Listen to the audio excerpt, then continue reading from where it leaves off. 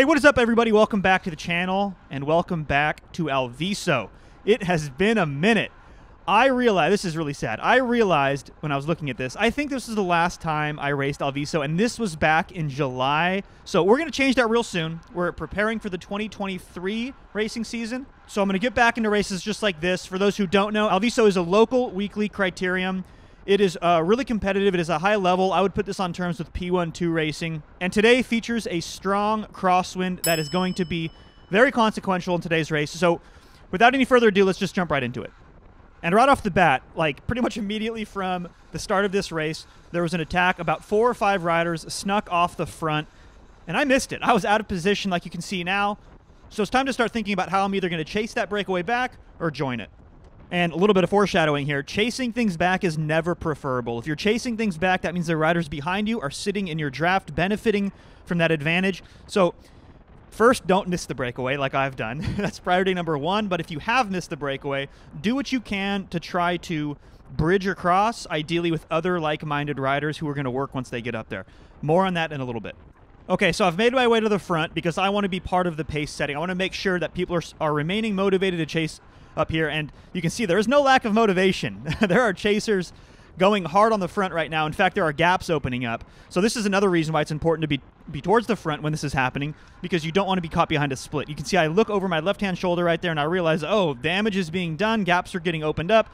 This is my opportunity. See, I do a spike in power. This is my opportunity to join a motivated chase group, ideally make it to the front group of 4 or 5 riders. And you can see once I get up here, this is an important detail. Once I get up here, I immediately start rolling turns. Why is this the case? Well, it's really important to demonstrate to your breakmates that you are willing to work. Plus, you don't want a little lull in the pace because you want to make sure that the group, which we can see up the road now, is being kept on a tight leash. 4 or 5 riders is like the ideal number of riders in a breakaway for success. I would say any less, it's really hard. If it's 1 or 2 riders, it's really hard to stay away for the duration of an entire race. And then any more, you get riders who are just passengers. They're just sitting on, they're not contributing to the pace making. We call these people barnacles. And once a barnacle starts skipping poles, it spreads throughout the rest of the group like cancer. And once that starts happening, these overinflated breakaway groups will just self-destruct. Like they'll either get caught from behind or there will be counterattacks until that magical breakaway group of, I would say, between 3 to 5 riders can form and find success off the front of the race. And you can see as I was talking there, I immediately get countered right when my pole is done. Not a super friendly thing to do, but hey, this is a race after all. And it's a really important part of the race, actually. If you look in the rear camera, I mean, this group is absolutely destroyed in the cross when you can see small groups of 4 to 5 out on the road. This is a really critical moment in the race to make sure that you are part of the lead group and not caught behind one of these massive splits. And we get there. This is now the front of the race, but the hard work is not over. This lead group is like 10. It is way too big. This is what we were just talking about. We want a successful breakaway group of like 3 to 5 riders. Big enough to maintain the speed, but not so big that we get those barnacles I was talking about. So from this group, I completely expect there to be counterattacks and a reshuffle, and ideally a breakaway group of 3 to 5 off the front that we need to be a part of. So it is not a moment in this race to chill, to sit back and relax. We have to pay close attention to what's going on and make sure that we are representing that front group. And check it out. Here we are. Like less than 1 kilometer later, it's exactly what I was talking about. Already gaps opening up and already work having to be done.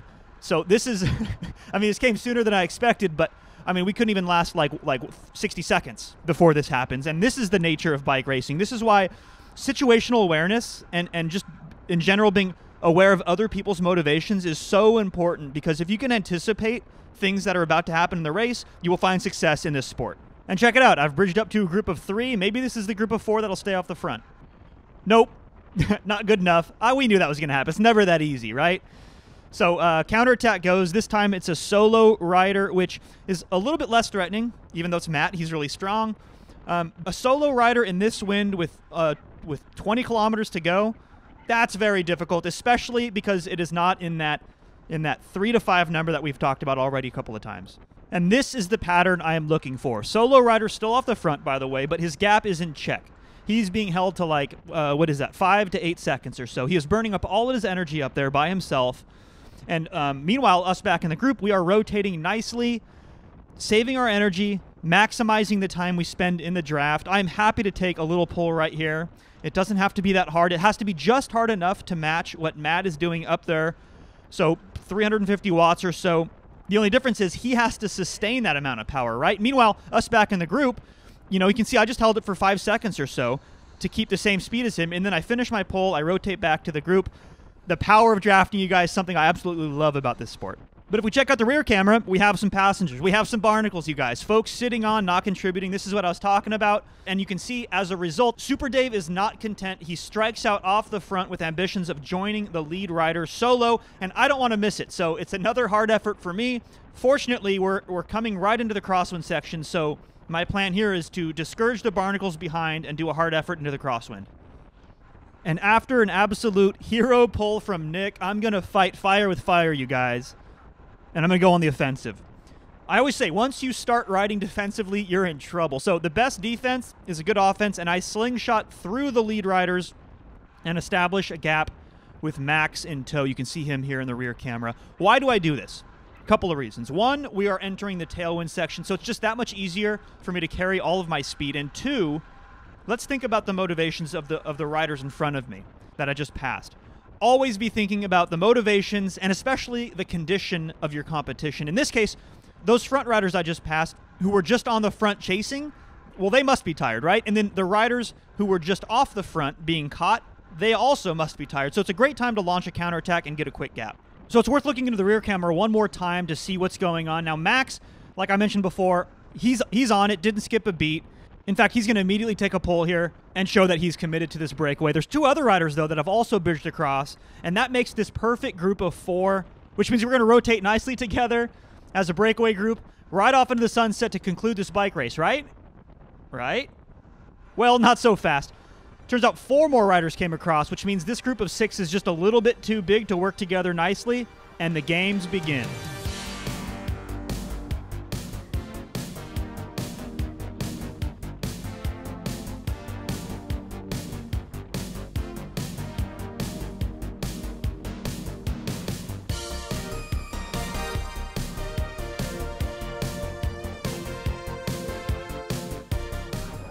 I hate this game.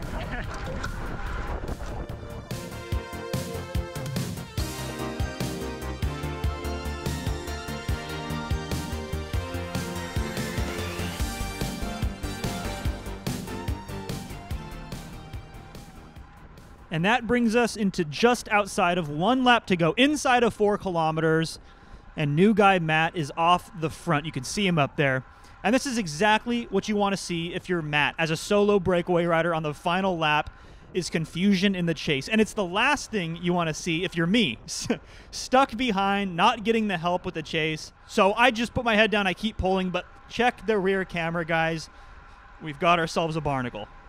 And here's the dilemma. Matt, the barnacle in this case, is a great sprinter, and he's doing what it takes in order to win this sprint. So this is a problem for us because I can't just continue pulling. Matt will beat me in the sprint. But I have to continue pulling, otherwise other Matt, new Matt up the road, solo rider, is just going to ride away with the victory.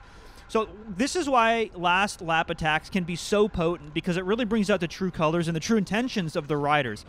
You have folks like myself who are looking forward to the sprint, who just want this to stay together so we can see 200 meters to go and take it down with the sprint victory. You have riders like new Matt off the front who are now all in on this solo breakaway on the last lap, doing everything they can to stay away.